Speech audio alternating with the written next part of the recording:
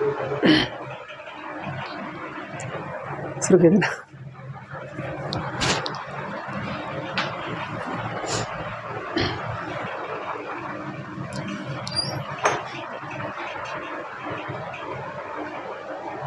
जय हिंद फ्रेंड्स, मैं आप सभी का फ्यूचर स्टडी ग्रुप में स्वागत करता हूं। जैसे कि आप जानते हैं पीटी का एग्ज़ाम अभी निकट है और हालिया 2-3 दिनों के अंतराल में पीटी का एग्ज़ाम आप सबका संपन्न होने वाला है, हमारा आप सबका। तो उसी तरह से उसी को ध्यान में रखते हुए एक बड़ा महत्वपूर्ण टॉपिक है जो अभी तक छूट रहा था, जिसे कहते हैं जैन और बौद्ध धर्म।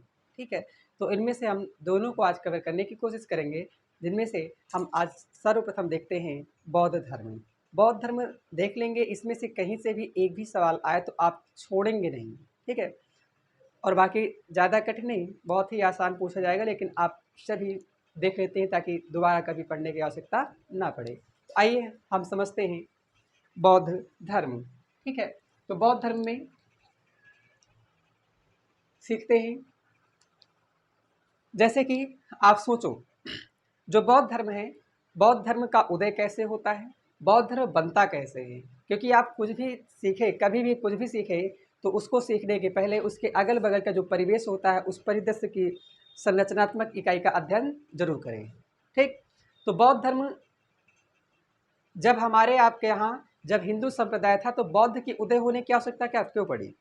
ठीक है, तो आपको मैंने पिछली क्लास में सिखा दिया ऋक वैदिक समाज। ठीक है, वैदिक सभ्यता आपकी 1500 ईसा पूर्व अर्थात 1500 ईसा पूर्व, ठीक, से लेकर 600 यानी 600 ईसा पूर्व तक चलती रही। समझ जाएंगे। फिर मैंने आपको सिखाया था कि इसका भी विभाजन दो भागों में किया गया। एक ऋक वैदिक सभ्यता यानी ऋक वैदिक काल कहलाया, जो 1500 ईसा पूर्व से लेकर के ये आया था 1000 ईसा पूर्व तक। ठीक है, ईसा पूर्व तक। और उत्तर वैदिक समाज मैंने सीखा था दो भागों में बटा था। एक पूर्व उत्तर वैदिक समाज बटा था, एक उत्तर वैदिक समाज बटा था। तो आप जानेंगे उत्तर वैदिक समाज 1000 ईसा पूर्व से लेकर के 600 ईसा पूर्व तक आया था। ऋक वैदिक समाज में मैंने देखा कि जो ऋग्वेद है ये संविधान के रूप में कार्य किया। किस रूप में? संविधान के रूप में कार्य किया। लेकिन फिर मैंने सिखाया था वहाँ पर बहुत सारी चीज़ें अच्छाइयाँ रहीं, लेकिन धीरे धीरे करके जो राजा का समाज होता गया वो लोकतांत्रिक व्यवस्था को समाप्त करके निरंकुश होता गया और धीरे धीरे करके ये उत्तर वैदिक समाज में कन्वर्ट हो गया। उत्तर वैदिक समाज में मैंने देखा कि समाज में सर्वोच्च स्थान हो गया था, जिन्हें हम पुरोहित वर्ग कहते हैं। पुरोहित वर्ग सर्वोच्च स्थान पर आ गया था। फिर मैंने देखा था कि जब पुरोहित वर्ग था तो यहीं पर वर्ण व्यवस्था जो पहले देखने को मिलती थी कर्म के आधार पर मिलती है, वही उत्तर वैदिक समाज में वर्ण व्यवस्था जो है जन्म के आधार पर होने लगी। यानी जो योद्धा वर्ग है, योद्धा के वर्ग में भले ही डरावनी भीरू व्यक्ति क्यों न पैदा हो जाए, तो आप समझ सकते हैं वह योद्धा ही कहलाएगा। ठीक है, भले ही कुत्ते भौंकने लगे तो छोड़ करके भाग जाए मैदान, लेकिन वह छत्र ही कहलाएगा। ठीक है, वैश्य के यहाँ भले उसको गुड़ा भाग जो घटाना नहीं आता, लेकिन फिर भी वह वैश्य ही कहलाएगा। ऐसा देखा गया था। ठीक है, मान लो शूद्र है, शूद्र के यहाँ कितना भी प्रकांड विद्वान हो जाए, ऋग्वेद का ज्ञाता ही क्यों ना हो जाए, लेकिन शूद्र ही कहलाएगा अगर जन्म हुआ है तो। अर्थात मैंने देखा था उत्तर वैदिक समाज जन्म व्यवस्था पर आधारित हो चुकी थी। इस बात को आप समझे होंगे। ठीक है, पीछे समझ चुके हैं। तो इन सब से देखते हुए बाद में जब ब्राह्मणवादी विचारधारा का उदय हो चुका है और बहुत ही ज़्यादा उसका वर्चस्व हो चुका है, तो उसको देखते हुए लोगों ने देखा, क्योंकि ब्राह्मणवादी जो विचारधारा थी उसमें जो है यज्ञ आदि की व्यवस्था हुई। यज्ञ आदि की व्यवस्था हुई तो उसमें बड़े लेवल पर जीवों की बलि दी जाने लगी, है ना। लेकिन मैंने फिर सिखाया है कि ऋक वैदिक समाज में मैंने देखा था ऐसे ऐसे हल यानी जो है खेत जोतने वाले यंत्र होते थे कि जो 12 से लेकर के 24 बैलों तक खींचे जाते थे। यानी एक हल को 24 बैल खींचते थे। तो सोच के देखो वही बैलों की बलि दी जाने लगी। तो सोच के देखो समाज में क्या जो है बैल की कमी नहीं आ जाएगी। और जब बैल की कमी आ जाएगी तो शूद्र वर्ग खेती का हैस करेगा। शूद्र वर्ग खेती नहीं कर पाएगा तो बताइए वैश्य वर्ग को अनाज मिलेगा कहाँ से? वैश्य वर्ग को अनाज नहीं मिलेगा तो बताइए क्षत्रिय वर्ग बलिष्ठ कहाँ से होंगे? और जब क्षत्रिय वर्ग बलिष्ठ नहीं होगा तो सोच के देखो राजा के साम्राज्य की जो होता था उसकी रक्षा कहाँ से हो पाएगी? समझ पाएंगे। अर्थात धीरे धीरे करके मैंने देखा कि ब्राह्मणवादी विचारधारा का विरोधी क्षत्रिय वैश्य शूद्र सभी हो चुके। समझ जाएंगे। यहीं से बाद में उपनिषदों की जो है रचना की जाने लगी, और जो उपनिषद से उपनिषदों में ब्राह्मणवादी विचारधारा यानी कर्मकांडी व्यवस्था का पूरी तरह से वर्णन जो है विरोध देखने को मिलता है। तो आप ध्यान रखेंगे, ब्राह्मणवादी विचारधारा अर्थात कर्मकांडी विचारधारा का विरोध सर्वप्रथम कहाँ देखने को मिलता है, तो ये आपको ध्यान में रहना चाहिए। कहाँ पर? उपनिषदों में। और उपनिषदों में तो ये भी बता दिया गया है कि उपनिषदों में जो यज्ञ है, यज्ञ एक टूटी हुई नौका की भांति है। समझ जाएंगे। इन्हीं सब चीज़ों का अध्ययन करते हुए एक नाम है जिसका नाम है सिद्धार्थ। ध्यान रखेंगे, एक नाम है जिसका नाम सिद्धार्थ है, जो कपिल वस्तु एक छोटा सा क्षेत्र होता है रजवाड़ी व्यवस्था का जिसका नाम है कपिल वस्तु। यहाँ पर राजा होते हैं शुद्धोधन, और शुद्धोधन के यहाँ एक व्यक्ति पैदा होता है, छोटा सा बालक जिसका नाम होता है सिद्धार्थ। क्या नाम होता है? सिद्धार्थ नाम रखा जाता है। यह पैदा होता है। पैदा होने के बाद अभी हम बाद में बात करेंगे, पहले की प्रारंभिक जीवन की अब बात करते हैं। ठीक, तो देखो एक स्थान है जिसका नाम है कपिल वस्तु। क्या नाम है? तो ध्यान रहे, कपिल वस्तु। कपिल वस्तु ये एक छोटी सी रियासत है। क्या है? छोटी सी रजवाड़ी रियासत है कपिल वस्तु। कपिल वस्तु, और ये जो है यहाँ पर गांव जो है, गांव है पिपराहवा। क्या नाम है? गांव है पिपराहवा। छोटी सी रजवाड़ी, जैसे अपना रायबरेली जो है विधानसभा क्षेत्र है ना, तो इसी विधानसभा क्षेत्र के अंतर्गत काम होते हैं। तो उसी तरह से कपिल वस्तु रजवाड़ी व्यवस्था है, उसके अंतर्गत गांव का नाम है पिपराहवा। समझ जाएंगे। पिपराहवा वर्तमान के बस्ती जिला में पड़ता है। वर्तमान कहाँ पड़ता है? प्रेजेंट टाइम पे बस्ती जिला में पड़ता है। और कपिल वस्तु ये पूरा नेपाल की तराई में पड़ता है। इस पिपराहवा के अंदर एक था जिसका नाम था लुम्बिनी वन था। क्या? वन माने बगीचा या जंगल। ठीक है, तो लुम्बिनी नाम का एक वन था। समझ जाएंगे। और यहीं पर एक पेड़ था, उसका नाम था वट वृक्ष। क्या नाम था? वट वृक्ष। इस बात को समझ जाएंगे ना? कोई समस्या? देखो, तो सिद्धार्थ की बात करते हैं। तो सिद्धार्थ के पिता, उनका नाम था राजा शुद्धोधन। राजा शुद्धोधन, राजा शुद्धोधन, और ये शाक्य कुल के इक्ष्वाकु वंशी राजा थे, जो कहाँ? कपिल वस्तु रियासत पर राज करते थे। काम खत्म। इसके बाद शुद्धोधन की पत्नी जो थी उनका नाम था महामाया देवी। क्या था? नाम था महामाया देवी, या इन्हीं को महामाया या इन्हीं को माया देवी के नाम से भी जाना जाता है। ये भी कोली गणराज्य की कन्या थी। कोली गणराज्य से आज देखा जाए तो हमारे यहाँ 36 राज्य हैं। 36 राज्यों के अंदर हर एक राज्य में छोटे छोटे जिले हैं, है ना। जिलों के अंदर भी जाओगे तहसीलें मिलती हैं। उन्हीं तहसीलों के अंदर जाओगे तो आपको न्याय पंचायत मिलते हैं। तो उसी तरह मान लो न्याय पंचायत था। समझ जाएंगे ना। और न्याय पंचायत का मुखिया होता है, आप जानते हैं। ब्लॉक का मुखिया होता है, आपको पता है। ठीक है, तो वही जो है कोली गणराज्य था। उस कोली गणराज्य की क्या थी? राजकुमारी थी। और वो कोली गणराज्य के जो राजा थे उनका नाम था मध्यसेन। क्या नाम था? मध्यसेन। मध्यसेन राजा थे जो कोली गणराज्य के राजा हुआ करते थे। समझ जाएंगे ना।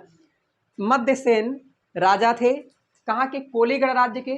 और इनकी पुत्री का नाम था महामाया देवी। महामाया देवी की सदिया किससे करा दिया? शुद्धोधन से। समझ जाएंगे। शुद्धोधन से शादी करा दिया।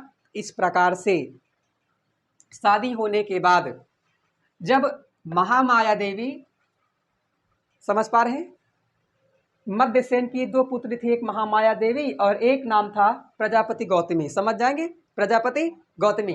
फिर राजा शुद्धोधन से जब महामाया की शादी हो जाती, शादी के कुछ समय के पश्चात, ठीक है, इनको गर्भ धारण होता है। तो जब गर्भ धारण होता है तो उसके लिए सिद्धार्थ जब गर्भ धारण करते हैं तो यहाँ से एक सवाल पूछा जाएगा कि जब सिद्धार्थ गर्भ में धारण होते हैं तब उसका प्रतीक चिन्ह क्या रहा? समझ पाए? अर्थात महामाया देवी ने एक कोई स्वप्न देखा था। उस स्वप्न में ऐसा उन्हें प्रतीत हुआ कि मान करके चलो हमारे गर्भ में कोई हाथी प्रवेश कर रहा है। क्या प्रवेश कर रहा? हाथी प्रवेश कर रहा है, वो भी सफेद हाथी। समझ जाएंगे ना। तो इस ध्यान रखेंगे, बुद्ध के गर्भ में आने का प्रतीक क्या है? सफेद हाथी या हाथी। समझ जाओगे, ये ध्यान रखना, मिलान में पूछे जाते हैं। आगे देखो, इस प्रकार से महामाया देवी के गर्भ से जन्म हुआ सिद्धार्थ का। सिद्धार्थ का जन्म कब हुआ? 563 ईसा पूर्व में। कब? 563 ईसा पूर्व में, यानी आज के समय में 563 जोड़ दोगे उतने वर्ष पहले जन्म हुआ था। कन्फर्म? यानी जब 1 ईस्वी हुई तो उससे 563 ईसा पूर्व पहले इनका जन्म हुआ। किसका? बुद्ध का। तो पहला सवाल है, बुद्ध का जन्म कब हुआ? 563 ईसा पूर्व में। बीसी कहे तो बिफोर क्राइस्ट, समझ जाएंगे। और इनका देहांत 80 वर्ष की अवस्था में 483 ईसा पूर्व में हुआ है। कब हुआ है? 80 वर्ष की अवस्था में 483 ईसा पूर्व में हुआ है, मल्लगढ़ राज्य में। समझ जाएंगे ना, अभी सीखेंगे बाद में। तो देखो, बुद्ध के पिताजी का नाम शुद्धोधन, इनकी माता का नाम महामाया देवी या माया देवी, इस बात को समझ जाएंगे। तो बुद्ध जब महामाया देवी के गर्भ में आए तो उसका प्रतीक चिन्ह क्या हुआ? हाथी, समझ जाएंगे। अब इनका जब जन्म हुआ तो समझो, जब बुद्ध जी का जन्म हुआ तो बुद्ध के जन्म के 7वें दिन, समझो, बुद्ध के जन्म के जैसे ही बुद्ध जो है पैदा होते हैं, पैदा होने के बाद ये खड़े होते हैं, यानी स्टैंड होते हैं, ठीक है, आन अपने पैर, ठीक है। तो अपने पैर पर खड़े होते हैं। खड़े होने के बाद ऐसा प्रतीत होता है, ऐसा कहा गया है किताबों में कि ये 7 कदम चलते हैं और 7 कदम चलने के बाद कहते हैं भैया ये हमारा अंतिम अवतार है, दोबारा हम अवतार न लेंगे। नहीं समझ पाओ बात का। इन्होंने बुद्ध ने कहा था कि हम भैया पृथ्वी पर दोबारा अवतार ना लेंगे, अब ये हमारा अंतिम अवतार है। कन्फर्म। कितने कदम चले थे? 7 कदम। समझ पा रहे हैं ना? यानी इन्होंने कहा कि हम अब दोबारा अवतार ना लेंगे, ठीक। अर्थात समझ पा रहे हो, भगवान ही पैदा हुए थे, ऐसा प्रतीत है, ऐसा माना गया है, ठीक। फिर महामाया देवी इनकी माता, यानी इनके जन्म के 7वें दिन ही निपट गई, ठीक। यानी इनकी माता जी जो थी, इनके जन्म के 7वें दिन इनका देहावसान हो गया। क्या हो गया? देहावसान हो गया, अर्थात दिवंगत हो गई। समझ जाएंगे। तो बुद्ध के जीवन से संख्या 7 बहुत ही ज्यादा इंपॉर्टेंट है, समझ जाएंगे। तो ध्यान रहे, जन्म के बाद कितने कदम चले? 7 कदम। इनकी माता जी का देहांत कब हुआ? इनके मृत जन्म के 7वें दिन। और इसी दिन जब जन्म हुआ तो इनके साथ 7 अन्य चीजें पैदा हुई, ठीक। इनके जन्म के साथ ही 7 अन्य चीजें पैदा हुई। और ये पैदा कब हुए? तो ये वैशाख पूर्णिमा के दिन पैदा हुए। कब पैदा हुए? वैशाख पूर्णिमा के दिन। वैशाख कब होता है आपको पता होना चाहिए, है ना? तो सबको हिंदी वाले महीने आते हैं, बताइए। चैत, बैसाख, क्वार, कार्तिक, अगहन, पौष, माघ, इस तरह आते नहीं आते? ठीक है, आपको सबको पता होना चाहिए। तो वैशाख पूर्णिमा के दिन इनका जन्म हुआ। और ऐसा कहा जाता है इनके साथ अन्य 7 चीजें भी उसी दिन पैदा हुई थी। तो कौन कौन पैदा हुआ, कुछ नाम जान लो। पहला तो बुद्ध पैदा हुए। दूसरा इनकी पत्नी पैदा हुई जिनका नाम यशोधरा था, समझ जाएंगे। उसी शाक के कुल, जो है शाक के कुल में पैदा हुई, यशोधरा पैदा हुए। इनका जो है एक प्रिय घोड़ा था जिसका नाम कंथक था, कंथक पैदा हुआ। इनका सारथी चन्ना पैदा हुआ। कौन पैदा हुआ? चन्ना पैदा हुआ। जिस वृक्ष के नीचे इन्होंने ज्ञान प्राप्त किया, पीपल वृक्ष हुआ, पीपल वृक्ष पैदा हुआ, ठीक है। इस तरह से और भी कई चीजें पैदा हुई। कुल मिलाकर के 7 चीजें इनके जन्म के दिन ही पैदा हुई थी। इस बात को ध्यान रखेंगे। चलिए ध्यान दें। अब देखो सिद्धार्थ, अब जब इनकी माता जी का देहांत हो गया तो अब समस्या हुई कि इनका लालन पालन कौन करे। अब 7 साल के भले भगवान है तो लेकिन इनको पालने की जरूरत तो पड़ेगी, ठीक है। तो शुद्धोधन ने दिमाग लगाया तो मध्यसेन ने कहा कोई बात नहीं, अभी समझ सकते हो। तो आगे चल करके बुद्ध की मौसी, उनका नाम था प्रजापति गौतमी। प्रजापति गौतमी ने पूरा टेंडर ले लिया बुद्ध को पालने का। और इस प्रकार से प्रजापति गौतमी जो है सिद्धार्थ शुद्धोधन की सेकेंडरी पत्नी बनी और बुद्ध की दूसरी माता बनी। समझ जाएंगे ना। तो इनका पालन पोषण किसने किया? इनकी मौसी या सेकेंडरी माता ने। इनका नाम क्या था? प्रजापति गौतमी, या इन्हीं को महाप्रजापति के नाम से भी जाना जाता है। इस बात को समझ जाएंगे। आगे देखो, अब बाद में जब ये पैदा हुए थे तो राजा घराने में पैदा हुए हैं, है ना। हमरे तुम्हारे गौना में, जो गौना में हर जगह मानो कोई पैदा होता है तो पहले ब्राह्मण से उसको क्या कहते हैं? विचरवाते हैं, भैया एक नक्षत्र कुंडली क्या कहता है ना। उसमें बताया जाता है कि इनका नाम जो है लगड़ावेश्वर बाबा रखो, है ना। तो ऐसे ऐसे एक राशि नाम होता है ना, राशि नाम इस तरह होते हैं। राशि नाम कहो गिट्टी सड़क मोरंग नाम रख दिए, ऐसा होता है। नाम सच में देखो तो सही सही कहू, राशि नाम देखो जाए क्या होता है ना। तो पता नहीं क्या नाम हो जाता है। तो वही समझ जाएंगे कि इनका जो है भविष्य विचरवाया गया बुद्ध का। तो बुद्ध का भविष्य जब विचरवाया गया तो एक ब्राह्मण को बुलाया गया जिनका नाम था देशवल ब्राह्मण, अर्थात उनका नाम था कौंडिन्य। क्या नाम था? कौंडिन्य या आतिश, समझ जाएंगे। कौंडिन्य या आतिश नाम के ब्राह्मण को शुद्धोधन ने अपने साम्राज्य यानी अपने घर में बुलाया और कहा भैया बालक के क्या करो, कुंडली विचारो। तो जैसे ही इन्होंने उसकी कुंडली देखा, कुंडली ने उसके खोपड़िया देख करके यानी बुद्ध के खोपड़ी देख करके उनको बता दिया, कहा शुद्धोधन तो फंस गयो। कहीं का है, ठीक है, कहे 50% की पॉसिबिलिटी है। अगर 50% ऐसा है कि बहुत बड़ा अगर संत बनेगा तो प्रकांड संत बनेगा, ठीक है, और किसी न किसी धर्म का फाउंडर बनेगा। और कहा अगर ये राजा बनेगा तो चक्रवर्ती राजा बनेगा। समझ जाएंगे, अर्थात हल्का फुल्का राजा नहीं, दोनों में समस्या है। जो भी बनेगा प्रकांड बनेगा। तो ये राजा थे, राजा के लिए राजा ही महत्वपूर्ण है, उनके लिए संत महात्मा चाहिए नहीं। तो इन्होंने क्या किया, अब चिंतित हो गए। चिंतित होने के बाद करें ही तो क्या करें। धीरे धीरे समय बीतता गया, धीरे धीरे समय बीतता गया और बुद्ध जो थे धीरे धीरे करके 12 वर्ष के हो गए। कितने वर्ष के? 12 वर्ष के।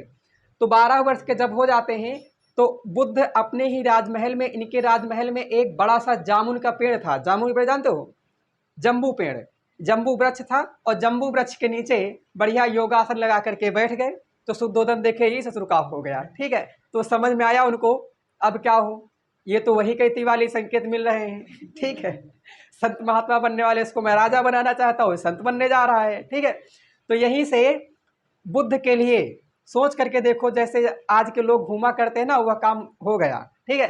3 ऋतुओं के लिए 3 राजमहल बनवा दिए शुद्धोधन ने। 3 ऋतुओं के लिए, गर्मी में अलग बैठो बच्चा, ठंडी में अलग, बरसात में अलग, 3 ऋतुओं के लिए 3 राजमहल बनवाए ताकि इनको किसी भी प्रकार की समस्या का सामना कभी देखने को ही ना मिले, सामना छोड़ो, ठीक। तो बनवा दिए। तो उनमें से धीरे धीरे करके समय बीतता गया। 12 साल के बाद 13 साल देखे, 13 साल में बुद्ध मस्त होते गए, है ना। और फिर उसके बाद लेकिन मस्त होते होते उनका फिर से झुकाव संत की ओर ही था, ठीक। अब शुद्धोधन ने सोचा अब क्या किया जाए। इन्होंने दिमाग लगाया, दिमाग लगाया और दौड़े दौड़े गए कहाँ? यशोधरा के पास, ठीक। यशोधरा के पास गए इनके घर। उसके बाद कहे सदिया करे, कहे अच्छा ठीक के पिता कहे हुए होंगे, ठीक है। तो कुल मिला करके वर्ष हो गया 16 वर्ष। 16 वर्ष की अवस्था में सिद्धार्थ की सदिया करा दिया। किससे? तो उनका नाम है, ध्यान रहे, यशोधरा। यशोधरा का ही नाम गोपा भी मिलता है, ग्रंथों में इनका नाम बिंबा भी है, इन्हीं का नाम भद्रकच्छा भी है।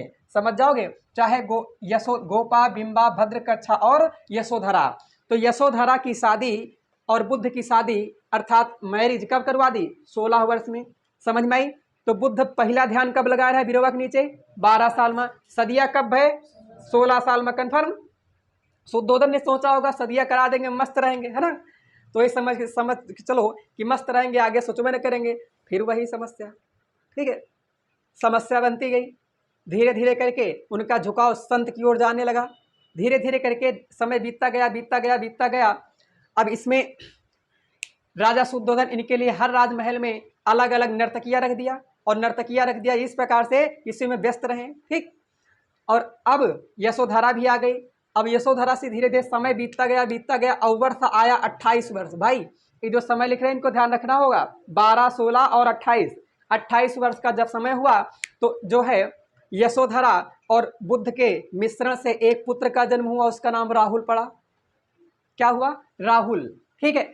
राहु राहु राहु। तो बुद्ध ने कहा ससुरा एक ठीक राहु आ गया, ठीक है। और ऐसा कह के अपने खोपड़िया से निकाल करके एक माला उसके गले में डाल दिया, काले लई जबक, है ना।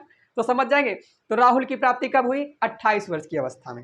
ये वर्ष किसका है? अब 28 साल का राहुल नहीं पैदा हो गए हैं। 28 साल में बुद्ध की आयु क्या थी? 28 साल, उसमें राहुल पैदा हुए। समझ जाएंगे, आगे पहुंचो। अब इनको समझ में आ गया कि पहले तो ठे कंठी माला हमारे जो पत्नी पड़ी थी, अब एक ठैयाऊ फाट पड़ा आके, अब दो है, एक काम को निपट ली यहाँ से, ठीक है। तो इनको उसी दिन समझ में आता है, इनका एक सारथी होता है, सारथी जानते हो ना, सारथी, चन्ना चन्ना चन्ना, ठीक है। चन्ना से कहे का हो चन्ना, एक काम करते हैं और नगर भ्रमण पर निकलते हैं। कहे सुरा वो का है ये? कहे नगर भ्रमण पे चलना है, मुझे देखना है, आज तक कभी मैंने दुनिया देखी नहीं, इन तीनों राजमहलों को छोड़ करके आज देखेंगे, ठीक है। तो निकलते हैं। तो चन्ना इनका सारथी था। कौन था? सारथी, ठीक है। ये जब निकलता है तो नगर भ्रमण पे निकलते हैं। शुद्धोधन से पहले ही बता दिया भैया तुम्हारा बेटुआ क्या करना जा रहा है? नगर घूमने जा। तो शुद्धोधन ने इतनी गजब की व्यवस्था करा दी कि पूरा नगरे सजवा दिया, ठीक है। पूरे नगर में कहीं पर भी किसी प्रकार का दुख नहीं, सबको डंका पिटवा दिया, कोनो बच्चा यहाँ पर बिमराहा मने, कोनो लेगड़ा लूल मने नहीं करे चाहिए बाहर, ठीक है। तो समझ सकते हो। अब कहीं ऐसा पर जैसे मान चलो आपने आप सबके यहाँ विधायिका आए, आप इस क्षेत्र में आए, उसके बाद कहें अगर कोनो ये लंगड़ा लूल जो है भिख मंगना ना निकलना चाहिए, तो कौनो ऐसे होंगे कहें देखी तो नहीं कहाँ गया ही को आई। तो वही बुद्ध के साथ भी ऐसा ही हुआ। सुद्धोधन ने सोचा रहा कि कौन निकलेगा, पूरा डंका पिटवा दिया और दादा एक दिन निकल गया खांसत खांसत रास्ता लाठी से लटके हुए टेकत टेकत चले आए। अब बुद्ध ने चन्ना से पूछा, का हो भैया ये कौन सा जानवर है, ठीक है। तो बताया होगा, कहा यह जानवर नहीं है। अर्थात बुद्ध ने भ्रमण पर पहला दृश्य क्या देखा, एक वृद्ध व्यक्ति। ध्यान रखेंगे पेपर में आता है, पहले क्या देखा, वृद्ध व्यक्ति। और खांसत खांसत निकल आए, कहे ये कौन है, तो कहे अच्छा ये वृद्ध व्यक्ति है। कहे हम हूँ बुढ़वा हुए का इतना, कहे ससुरा तुम्हें नहीं जितने पैदा भैं सब होंगे। अब बवाल बन गया। कहे अच्छा आगे चलो, आगे चलते हैं। तो आगे एक बीमार व्यक्ति मिला जो बड़ा ही चारपाई पड़ा हुआ कराह रहा था, वह बुद्ध का देखे आया था। ये ससुरा कौन है बुद्ध, तो देखिए ये का है उल्टत पलटत है। तो बुद्ध ने पूछा चन्ना से, तो चन्ना ने बताया भैया ये वृद्ध होने के बाद अब बीमार हो चुका है। कहा ये क्या होगा, हम भी बीमार होंगे। कहा तुम्हें नहीं जितने आए सब बीमार होंगे। अच्छा ये क्या हुआ, ठीक है। आगे पहुंचे तो आगे एक थी डेड बॉडी पहुंचती मिली। डेड बॉडी में 4 दिन लटकाने उसको लटकाए जा रहे थे। कहे ससुरा कौन कहा जा रहा है, तो कहे भैया अब ये जो है ना वृद्ध होने के बाद बीमार होने के बाद ये मर चुका है। कहे ससुरा हम मरेंगे। कहा तुम्हें नहीं, जितने भी हैं इस धरा पर जितने भी आए सब मरे रह जाएंगे, वो मर करके यहीं पर सब धरे के धरे रह जाएंगे, ठीक। अब बुद्ध ने सोचा, कहा अच्छा ठीक है चलो आगे चलते हैं। आगे पहुंचे तो एक ध्यान मग्न बैठा था व्यक्ति, ठीक है, ध्यान लगाए हुए, और बड़ा ही खुश दिखाई दिया। कहा ये कौन सा वृक्ष है। कहा भैया ये वृक्ष नहीं है, वो ऐसे ही, ठीक है। तो कहा ये वृक्ष नहीं है, ये संत है, ये अपने जीवन में सबसे सुखी है, ठीक है। इसको किसी भी प्रकार से मोह माया किसी प्रकार का नहीं, अर्थात इन सबसे विरक्त है, अर्थात ये सबसे सुखी है। तो बुद्ध ने कहा हमका यह चाहिए, ठीक है, सबसे सुखी जीवन चाहिए हमको, कष्ट वष्ट न चाहिए। अब इसी जगह से तो 4 दृश्य बुद्ध ने भ्रमण के दौरान क्या क्या देखे, वृद्ध मनई, बीमार मनई, मरा हुआ मनई और संत। कन्फर्म यह जगह से लौट गए, ठीक। और लौट गए तो अपने क्षेत्र अपने राजमहल लौटे, और इनको उसी दिन रातों रात एक रात बड़ा गजब का स्वप्न आया। और स्वप्न में ऐसा इनको समझ में आता है, स्वप्न देखो नहीं, स्वप्न देखो आज जाके, ठीक है। स्वप्न को ऐसा इनको देखा कि ये एक बहुत बड़े से भावर में फंसते जा रहे हैं, ठीक। किताबों में पढ़ा करो, अच्छा एक बहुत बड़े भावर में फंसते जा रहे हैं, और उस भावर में ऐसा फंस गए इनको निकलने का मौका नहीं मिला, ठीक है। स्वप्न में देख रहे हैं, और फिर अचानक एक ऐसा झोंका आया कि उस झोंका से ये अपने दरवाजे से बहुत तेज से, मतलब बहुत तेज से झोंका आया और इनको उड़ा ले गया। और इनको उड़ा ले गया तो ये जो है आकाश की दुनिया में उड़ने लगे, समझ जाएंगे ना, अर्थात ये स्वतंत्र हो जाते हैं। कैसा, ये स्वप्न है इनका। और उसी स्वप्न के बाद जब इनका स्वप्न खुलता है, ठीक, तब इनको समझ में आता है क्या है। तो उसके ठीक पहले इनके पास जो नर्तकियाँ थी वो डांस कर रही थी, डांस करते करते वो पड़ी गई थी, क्योंकि हमेशा इन्होंने कहा चलो अच्छा ठीक बंद कर दो, अब नहीं सो हो जाए ना। वो सोच रहा उस दिन कहा न है कि चलो सो हो जाए। वो डांस करते करते नर्तकियाँ गिर पड़ी, और जब जागा स्वप्न के बाद जब जागे तो देखा अच्छा नर्तकी है क्या, ठीक, अच्छा ये क्या पड़ा हुआ। तो देखा ये वही नर्तकियाँ थी जो कुछ समय पहले बहुत ही प्रफुल्लित और बहुत ही गजब की देखने में अच्छी लगती थी। ऐसा है नहीं, बहुत अच्छी लगती थी, है ना। ग्लिसरीन वगैरह खूब कस के शरीर में पोते हुए ना, खूब कस के अच्छे लगते थे। तो बाद में उनको समझ में आया कि इनका जो वह स्वरूप था, वह स्वरूप एक दिखावा था, इनका वास्तविक स्वरूप अब है, ठीक। एक का हाथ उधर लटका है, एक का पैरवा उधर जा रहा है, वो खोपड़िया के बाल उधर जा रहे हैं, उसका मुंह पता नहीं कैसे कैसे। तो इनको समझ में आया कि जो जीवन है इसका वास्तविक स्वरूप तो अब है। समझ पा रहे ना, इसके पहले जो कुछ समय पहले था वो एक दिखावा है, समझ जाएंगे। तो यहीं से अब ये सोचे कि काम करते हम निकल लेते हैं, क्योंकि स्वप्न इनको दिखा था ना कि भाव में फंसते जा रहे हैं। तो ये पत्नी पुत्र माता पिता इनके भाव में फंसते थे, और उसके बाद एक बहुत बड़ा झोंका आया, इनको निकाल ले गया। तो ये सोचे अब हम एक काम करें, अब हम निकलेंगे यहाँ से, ठीक है। इन बातों समझ में आई बात। तो ये अपने घर से निकल पड़ते हैं, और जब घर से निकल पड़ते हैं तो इनके पास 2 राक्षस रहे। एक थे इनका घोड़ा, इनका प्रिय घोड़ा था कंथक, बड़ा ही प्रेम करता था। एक इनका प्रिय मित्र था चन्ना, बड़ा ही प्रेम करता था। और आपको समझ में आना चाहिए, जब गाँवन में हरहा पालते हो ना, हरहा या जानवर, इनको जितना ज़्यादा प्रेम करो, तुम कुछ भी करोगे, थोड़ा सा भी आराम से निकलोगे जरूर जान जाएंगे, जान जाएंगे। वो खड़बड़ खड़बड़ करने लगेंगे, कुत्ता को ऊपर भौंकने लगेगा, ठीक है, वो चाहे तो जितना तो खाने के लिए दो। तो इन्होंने खूब घूस वगैरह देने की कोशिश की, लेकिन इनके पास चन्ना और घोड़ा दो के दोनों नहीं माने। क्या सोच रहा हम ना मानेंगे, अब तुम्हें साथ ही चलेंगे, ठीक। तो इस प्रकार से बुद्ध के साथ साथ इनका प्रिय घोड़ा कंथक, ध्यान रहे नाम आता है, इनके प्रिय घोड़े का नाम क्या था, कंथक, और प्रिय इनका चन्ना, ये दो के दोनों इनके साथ निकल चलते हैं। और जाते जाते जाते जाते जाते जाते जाते जाते पहुंच चलते हैं कहाँ पर, और वह समय था 29 वर्ष की अवस्था। कौन सी अवस्था, सोचो, 28 साल में राहुल पैदा हुए, ठीक, 29 साल में राहुल, 28 साल में राहुल पैदा हुए, 29 साल में ये घर त्याग गए। और जब घर को छोड़ा तो घर को छोड़ने की जो व्यवस्था है, ये घोड़ा लेकर के भागे थे। इस प्रकार से इनका घर छोड़ने की व्यवस्था या का प्रतीक चिन्ह क्या है, घोड़ा है। क्या है, घोड़ा। और जब घर से निकले तो इसको पाली भाषा में कहते हैं महाभिनिष्क्रमण। तो बताओ ग्रह त्याग की घटना क्या कहलाएगी, महाभिनिष्क्रमण। पेपर में आता है, ग्रह त्याग की घटना महाभिनिष्क्रमण कहलाएगी। और इसका प्रतीक चिन्ह क्या है, घोड़ा, या इनको सांड भी कहते हैं, कहीं कहीं सांड इनके जन्म का प्रतीक भी मिलता है, समझ जाओगे। इनके गर्भ का प्रतीक क्या है, हाथी। इनके जन्म लेने का प्रतीक क्या है, कमल। जन्म का प्रतीक कमल, गर्भ में आने का प्रतीक हाथी, जन्म का प्रतीक कमल, और घर त्यागने का प्रतीक घोड़ा। कन्फर्म हुआ।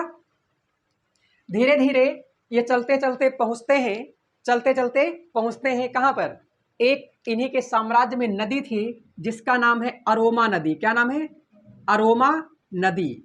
अरोमा नदी, अरोमा नदी के तट पर एक स्थान था, उनका नाम था अनुसुईया। का नाम था, अनुसुईया,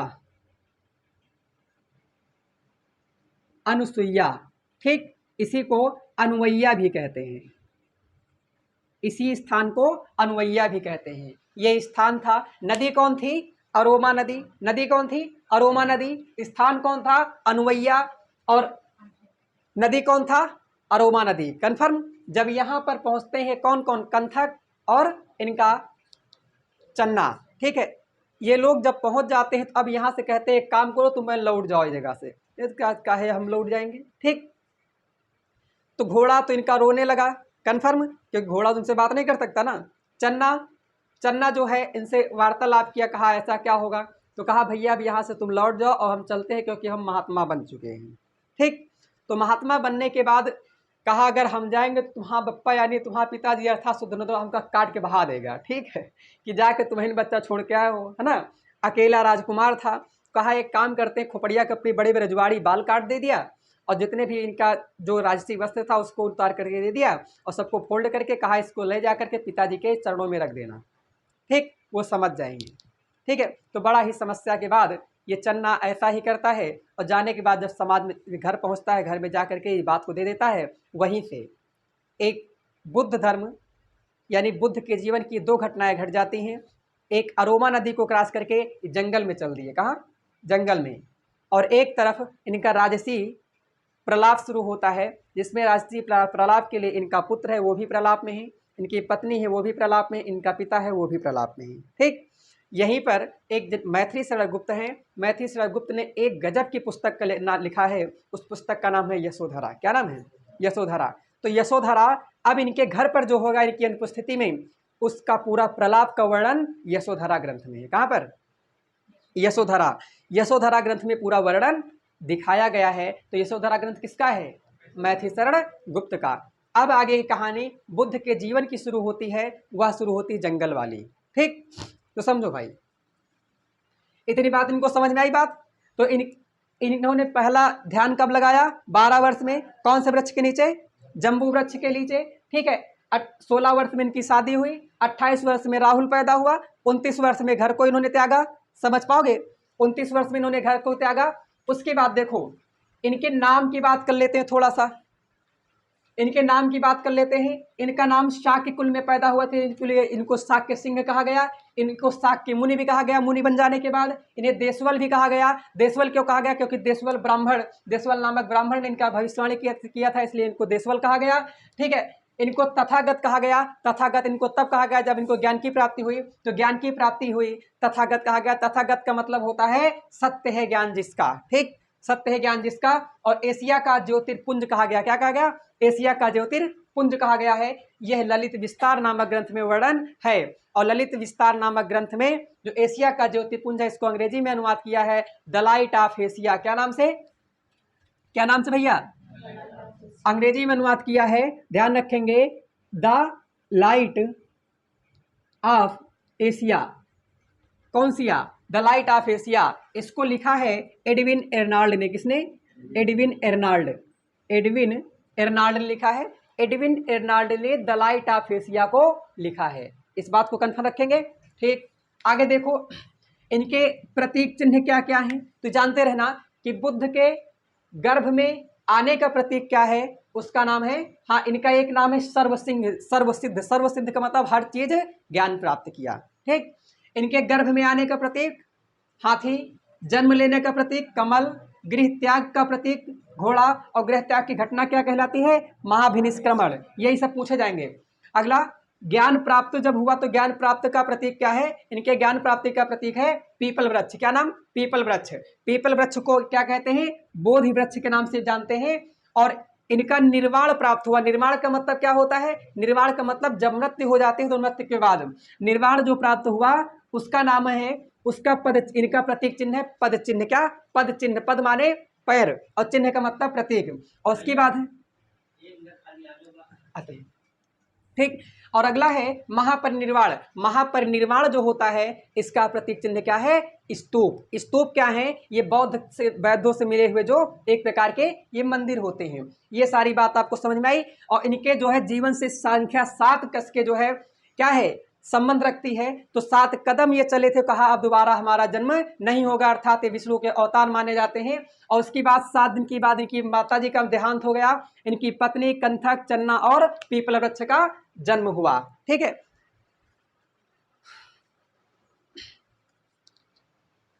इस प्रकार से बुद्ध जी के हम थोड़ा टीचर्स देख लेते हैं एक लाइन में। अभी बुद्ध के टीचर बताओ, बुद्ध के गुरु जी कौन कौन रहे? तो पहली बात तो इनका भविष्यवाणी किसने किया? उनका नाम था कौंडिन्य या आतिश था। और बाद में जो शुद्धोधन जी हैं, इनके पिताजी, इन्होंने गुरु बृहस्पति को नियुक्त किया था। किसको? गुरु बृहस्पति को। भाई जो राजे रजवाड़े होते हैं उनके यहाँ ट्यूशन पढ़ाने वाला खुद ही जाता है, उनके लड़कों पढ़े नहीं जाता ना, वैसा ही है। तो ट्यूशन पढ़ाने के लिए गुरु बृहस्पति को नियुक्त किया। और गुरु बृहस्पति जो है वैदिकाचार्य थे, अर्थात वैदिक शिक्षा के प्रकांड विद्वान थे। समझ जाएंगे, वैदिक शिक्षा के प्रकांड विद्वान थे कौन? गुरु बृहस्पति। तो बताओ बुद्ध के पहले गुरु कौन बने? ये तो भविष्यवक्ता हैं, ठीक। शुद्धोधन को डरा दिया था, ठीक है। तो इनके पहले गुरु कौन बने? इनका नाम है गुरु बृहस्पति। क्या नाम? बुद्ध के पहले गुरु कौन बने? गुरु बृहस्पति। क्या थे ये? वैदिकाचार्य थे, यानी वैदिक शिक्षा के आचार्य थे। उसके बाद में अब अरोमा नदी क्रॉस करेंगे। अरोमा नदी के बाद इनके मिलेंगे पहले आलार कलाम, दूसरे मिलेंगे सांख्य दर्शन के। अब सुनो, अब ये अरोमा नदी जब क्रॉस कर गए तो अरोमा नदी क्रॉस करने के बाद ये पहले सबसे पहले पहुंचे जो है वैशाली। कहाँ पहुंचे? वैशाली। और वैशाली में एक बाबा जी रहते थे, यानी एक आचार्य रहते थे जो सांख्य दर्शन के जनक। किसके? सांख्य दर्शन। सांख्य दर्शन के प्रकांड विद्वान थे, उनका नाम था आलार कलाम। क्या नाम था? आलार कलाम। तो बताओ इनके जंगल में पहले गुरु कौन बने? आलार कलाम। जंगल में पहले गुरु कौन बने? आलार कलाम। आलार कलाम कहाँ मिले? वैशाली में। और जब वैशाली में मिले काहे विद्वान थे? ये सांख्य दर्शन के विद्वान थे। समझ जाओगे। इनके यहाँ कुछ दिन रहे, लेकिन आप जानते हो जब आप सबके यहाँ स्कूल में रहते हो तो जब छात्र रहते हो, छात्र जब समाप्त समय होता है तो समय स्कूल में कुछ होता है ना, कहा कहते हैं उसको? फेयरवेल। फेयरवेल क्या है ना? फेयरवेल ना। तो उसी तरह जब बुद्ध जी पूरी तरह से सांख्य दर्शन के ज्ञाता बन चुके तो इनके जो है गुरु आलार कलाम, इन्होंने ढोंग फैलाया। ढोंग का मतलब कहा कि चलो बेटा आप जो है तुम शिक्षा पा चुके हो, अब तुमको हम विदा करते हैं अपने कुटिया से, है ना। तो इसके लिए बहुत बड़े यज्ञ का आयोजन किया। और जब यज्ञ का आयोजन किया तो महिमा जो है ला के हरा और के बलि दे दिए। समझ पा रहे हैं? और बुद्ध ने कहा यही तो हमका हटावे के, ठीक है। क्या सुधा हमका इतना ज्यादा शिक्षा दियो और ला के हरा हुआ मार डाओ तो हिमा का रह गया बताओ। अर्थात एक प्रकार से आलार कलाम से बुद्ध जी असंतुष्ट हो गए, नहीं समझ पाए। जो पूरी शिक्षा लिया, कहा ससुरा पूरी शिक्षा तो वहां बर्बाद हो गई। क्योंकि हमारे सामने तुम बलि ले रहे हो और यही का विरोध करते हैं। समझ जाएंगे। तो क्या आलार कलाम से बुद्ध जी जो है संतुष्ट होकर निकले थे? नहीं, असंतुष्ट हो गए। कन्फर्म।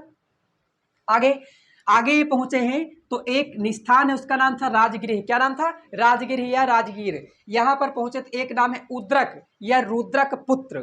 ठीक है, रुद्रक या उद्रक पुत्र कौन? ये भी एक संत है, बहुत बड़े प्रकांड ऋषि हैं। ये योग दर्शन के आचार्य हैं। योग दर्शन, ठीक है, योग दर्शन। योग दर्शन के जनक कौन? पतंजलि हैं। समझ जाएंगे ना। तो ध्यान रखें, योग दर्शन के प्रकांड विद्वान हैं। यहाँ बुद्ध जी पहुंचे। अब यहाँ पर इन्होंने योग शास्त्र सीखा, योग का प्रकांड पंडित बन गए कौन? बुद्ध। और इसके बाद फिर ये इन्होंने भी वही फेयरवेल किया। ठीक है, बुद्ध कहा चलो अब तुम एक काम को तुमको विदा करते। इन्होंने भी बड़ा सा यज्ञ का आयोजन किया। यज्ञ का आयोजन किया, फिर यही बलि व्यवस्था ये भी लेकर चले आए। थे ब्राह्मण, तो कहा सुना सारा तुम्हारी शिक्षा बर्बाद हो गई। क्या इनसे भी संतुष्ट हुए बुद्ध? नहीं। अर्थात पहले गुरु जंगल में मिले आलार कलाम वैशाली में, दूसरे मिले उद्रक रामपुत्र राजगृह में, और ये आलार कलाम सांख्य दर्शन के विद्वान, रुद्रक राम पुत्र योग दर्शन के विद्वान, और दोनों लोगों से बुद्ध असंतुष्ट रहे। समझ पा रहे हैं? जैसे आप हैं, पहले कहीं कोचिंग में पढ़ने जाओ, ससुराल असंतुष्ट रहो, अगली कोचिंग में जाओ असंतुष्ट रहो, फिर कोचिंग में जाते हो हर जगह ससुराल असंतुष्ट कहो, एक काम करेंगे हम खुद पढ़ेंगे। समझ पा रहे हैं ना। तो बुद्ध दो कोचिंग गए थे। कन्फर्म। दो कोचिंग गए, दो के दोनों कोचिंग में ये संतुष्ट नहीं हो पाए। अब उसके बाद क्या हुआ? अब कैसे हम खुद पढ़ेंगे। क्या करेंगे? हम खुद पढ़ेंगे। अब इसके बाद इसका अगला अध्याय अगली क्लास में। ठीक, अब यह एपिसोड यहीं से समाप्त होता है। ठीक है, आपको सारी जानकारी पसंद आई हो तो कृपया आप चैनल को अधिक से अधिक सब्सक्राइब जरूर करेंगे। धन्यवाद।